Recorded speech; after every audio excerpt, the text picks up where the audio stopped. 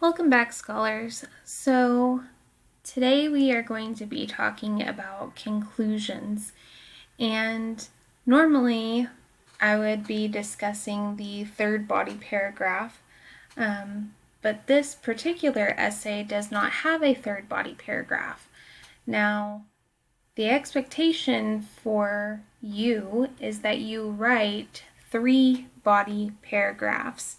So that means that you would have a third reason here in your controlling idea and a third paragraph before our conclusion.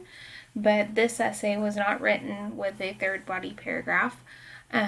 So I'm just showing you 2, but you will get the general idea of how to create body paragraphs and connect them to your controlling idea.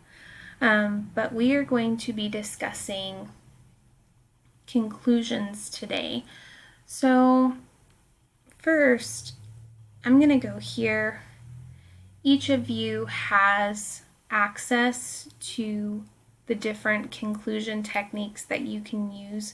So some of the types of conclusion techniques is restating each main idea as a question, using word reference, which word reference mean that you are using a different word in place of a word that you might use often. Definitive words or phrases, so these are words like always or never.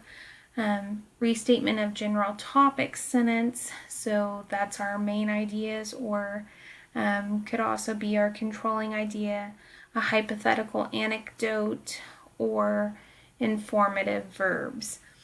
So we also see here,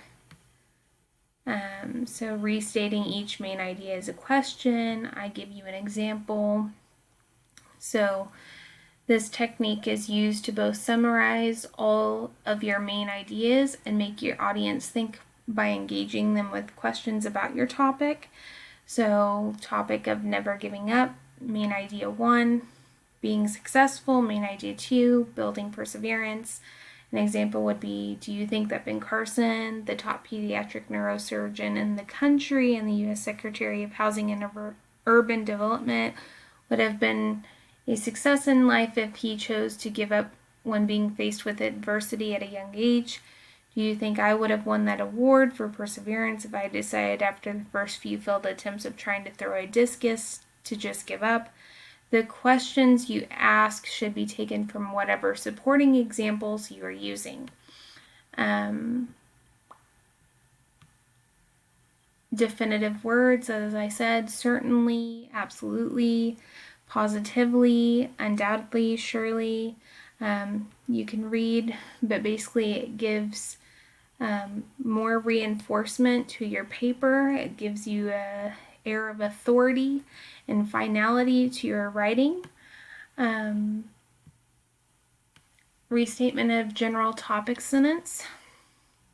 So this is a restatement of your controlling idea.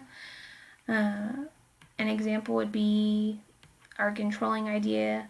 Is it important to have a good friend because they will help support you through hard times, broaden your perspective, and share interest with you?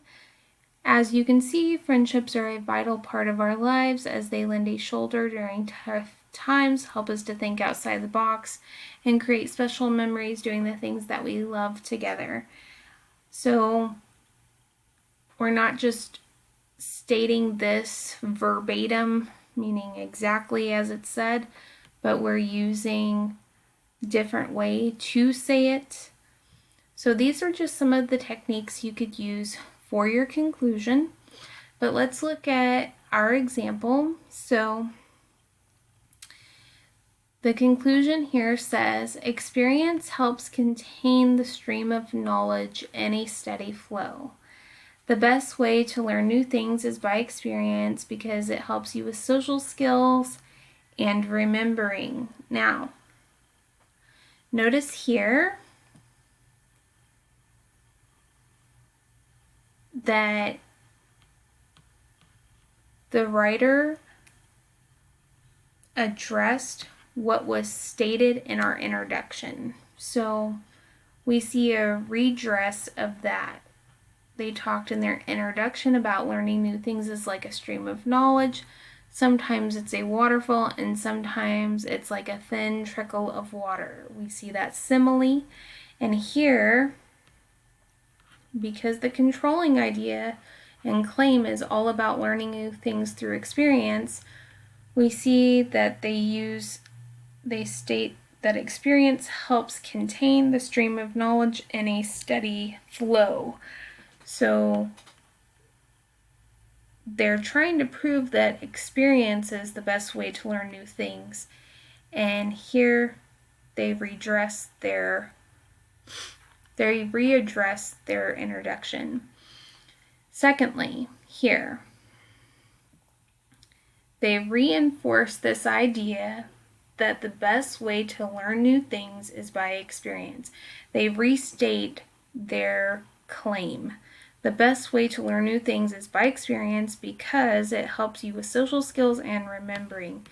They didn't restate it exactly as it's stated up here, and instead they put social skills first and they put remembering second. They also don't add the hands-on event, but they put remembering as second.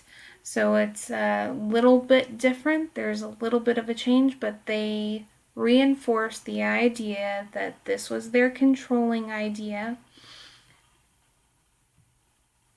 And it's very short and sweet, to the point. Yours doesn't have to be as short as 2 sentences, but this is one way to write your conclusion. So I'm going to end this now, and our next video will be a review of everything that we have learned. So until next time, see you next video.